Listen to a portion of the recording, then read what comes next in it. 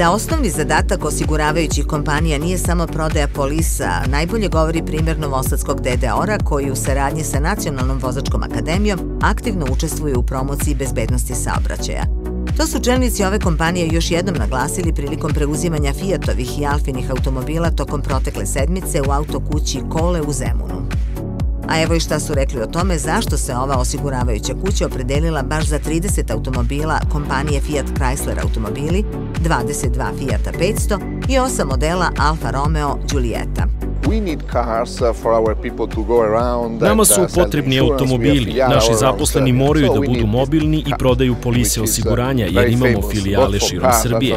Zbog činjenice da ulažemo puno u bezbednost saobraćaja, važno je da ti automobili imaju dobre bezbednosne karakteristike, a bilo je tu i drugih kriterijuma, poput potrošnje goriva. Vozila treba da budu što zelenija, inovativnija i lakša, a bitna je i slika koju stvaramo, jer ne želimo da idemo okolo u velikim automobilima. Mi smo u službi naroda i mi donosimo nešto što je korisno svima.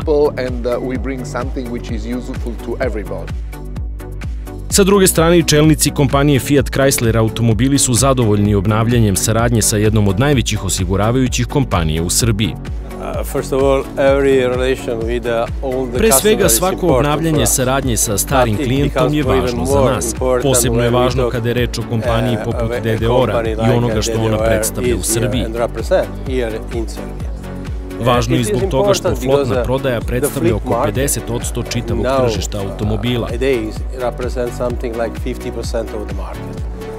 Ponosni smo što je DDOR odabrao Fiat kao brend, a posebno zbog modela 500 koji je maksimalno zaslužan za novi imidž i nove trendove u Fiatu.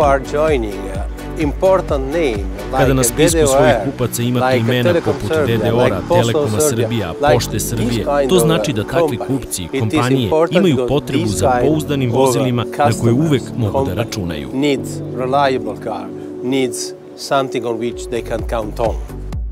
Inače, u Fiatu su zadovoljni prodajnim rezultatima jer, kako kaže statistika za avgust, kompanija Fiat Chrysler automobili ponovo je lider na srpskom tržištu automobila.